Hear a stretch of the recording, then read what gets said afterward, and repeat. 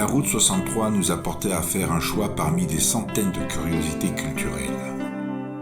Nous décidons de commencer par celui qui supervise la région du haut de sa grandeur. Arrivés au bas du Puy-de-Dôme, nous hésitons à prendre le ballon ou un baptême de l'air en parapente.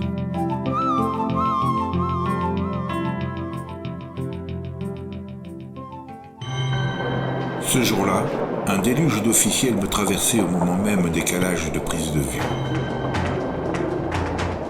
Ça tremblait autour de moi, de nombreux pas inquantifiables. La délégation pour la journée du climat arrivait sur le lieu.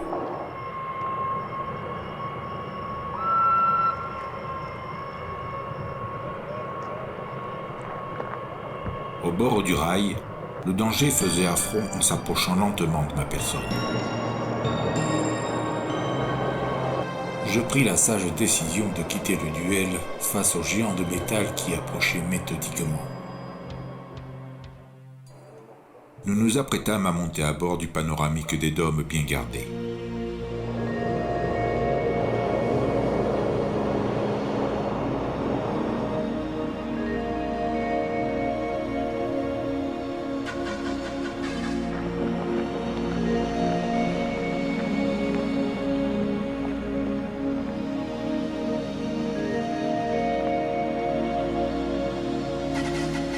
À l'intérieur des compartiments, les officiels étaient séparés du public.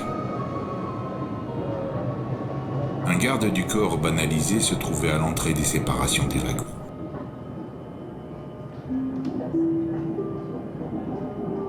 Mesdames et messieurs, nous arrivons en gare. Veuillez descendre du côté droit du train et vous assurer de ne rien avoir oublié. Merci.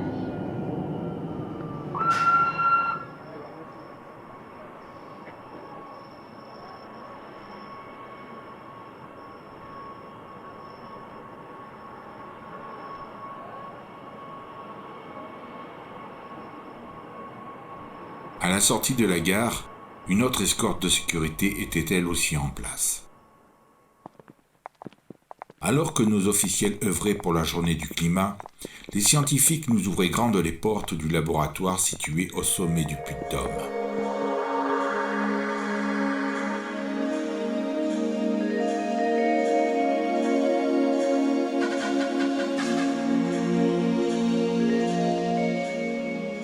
Nous découvrîmes un paysage féerique, jusqu'à y voir au loin le parc de volcanologie de Vulcania. La vue féerique nous purifiait les poumons avant même de respirer. La soufflerie qui prend un échantillon de nuage pour le capturer et l'analyser, et en fonction de la structure du nuage, son rôle sera plus ou moins important sur le refroidissement. Cette soufflerie teste également les sondes montées sur les avions de recherche et les concepts des avions de ligne industriels pour connaître la réaction du givre sur les sondes qui mesurent la vitesse de l'avion.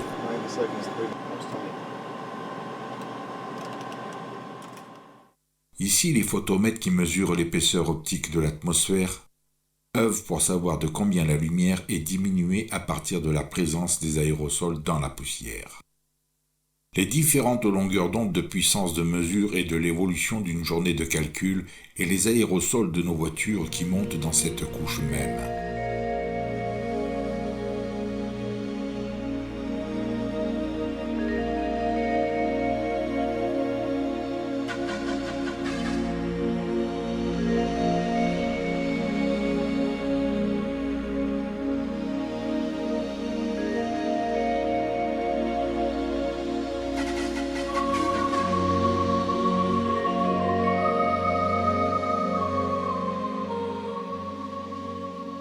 Ainsi que des mesures chimiques qui seront analysées après capture par des orifices des machineries installées sur le toit de la station et qui permettront de corréler les analyses. Ces mesures sont exceptionnelles pour nos scientifiques. Certaines mesures satellites prises au-dessus de l'Amérique du Nord seront suivies jusqu'à la traversée de l'Atlantique et pour arriver sur le Puy-de-Dôme qui mesure aussi les particules en provenance du Sahara et que l'on retrouve aussi en poussière sur nos voitures.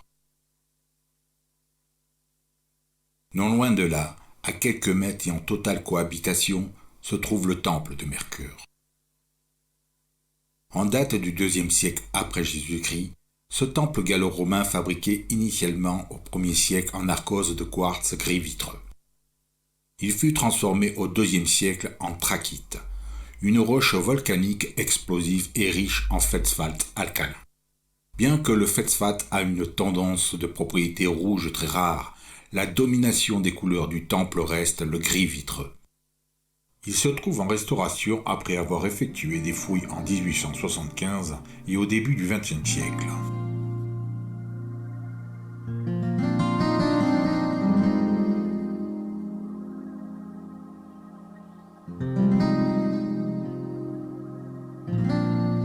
Le Janus à deux faces est l'équivalent de l'alpha et l'oméga des temps modernes. Les Romains en possédaient un comme le dieu du commencement et de la fin.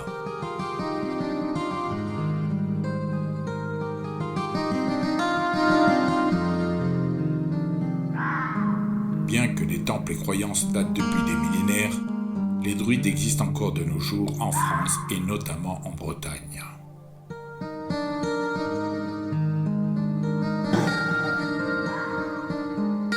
David Méjean nous parle des croyances antécédentes au temple de Mercure.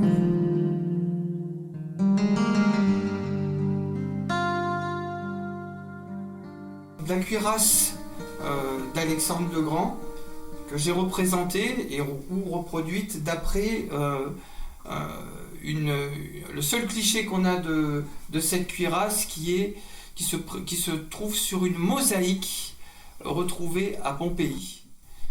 Cette mosaïque présente Alexandre face à Darius sur son cheval de profil et on aperçoit en détail, vraiment en détail, grâce aux spécialistes qui ont nettoyé la mosaïque, justement cette cuirasse à base de lames de métal et de protection pectorale et des épaules, et bien sûr doublée de cuir.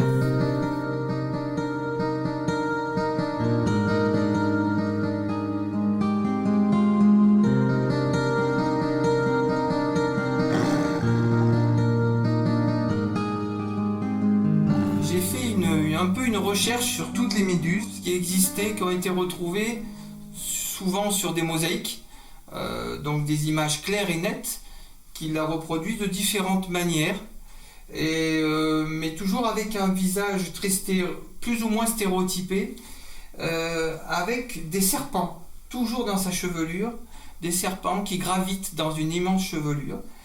Une bouche avec des dents très pointues, comme un serpent, pour pouvoir mordre, et puis surtout un regard très, très fort, très puissant, très pénétrant, qui permettait justement de transformer ceux qui l'a provoqué en pierre. C'est en Limagne que nous portons notre attention avec une vue imprenable depuis le château de Busséol. Non loin des Turlurons, où la voie romaine d'Aquitaine abondait des pas de marche des troupes de César.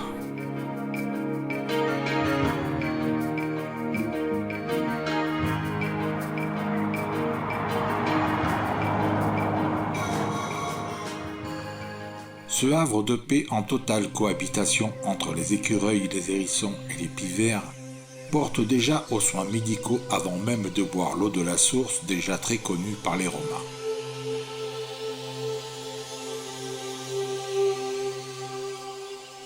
Bien que de nombreux articles stipulent des temps de jaillissement différents entre les pauses et les moments forts du geyser, le geyser de la Gargouillère effectue en réalité des rotations d'eau à des intervalles variables et en fonction des saisons de l'année et non pas d'une routine quotidienne. Il a fallu plusieurs années de tests et de chronométrage pour connaître plus intimement sa respiration fluide. La margelle de pierre, qui est une ancienne meule de moulin en arkose, fut installée bien des années plus tard après sa découverte et influença elle aussi sur ses rotations fluides.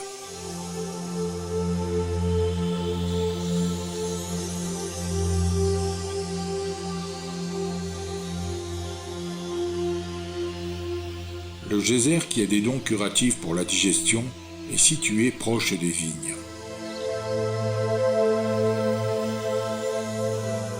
Une concentration généreuse de pivers se trouve sur cette zone de plusieurs hectares et scande une musique très rythmée que l'on entend à des centaines de mètres.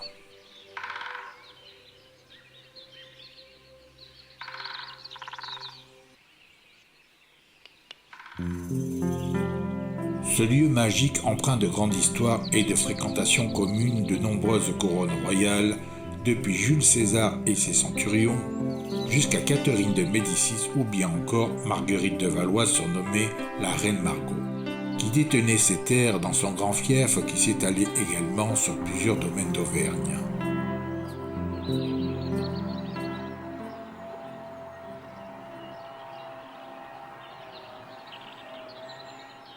À 7 km de la source de la Gargouillère se trouve le pont de Cournon. La légende dit que Jules César, avant de traverser la rivière avec ses troupes, cherchait un lieu de passage fiable. Il prit la décision de passer par le cours d'eau de l'Allier qui longe Cournon, en prononçant la phrase « Pourquoi pas ?», qui en latin se dit « Cournon », pourquoi pas par l'Allier. La ville deviendra Cournon en mémoire aux phrases légendaires des campagnes de Jules César. Auparavant, la traversée payante s'effectuait sur des barques contenant 80 places. Le pont romain fut emporté lors d'une crue au XVe siècle.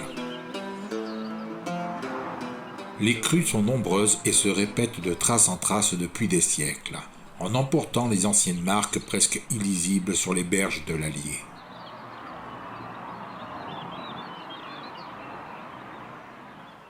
Puis arriva les nouvelles technologies avec le pont suspendu toujours payant de 1847. En 1918, le tablier du pont s'effondre lors du passage des troupes américaines stationnées sur Aubière. Le général Pershing rendit hommage le 4 juillet 1917 à Lafayette et déclara « Lafayette, nous sommes là ». Certaines sources révèlent que cette phrase eût été dite par le lieutenant-colonel américain Charles Stanton. Un nouveau pont moderne en béton armé sur 2 voies fut refait en 1961 pour remplacer l'ancien d'une seule voie. Pouvons-nous dire que l'histoire de notre route 63 se répète à chaque campagne stratégique pour aller un pont trop loin ?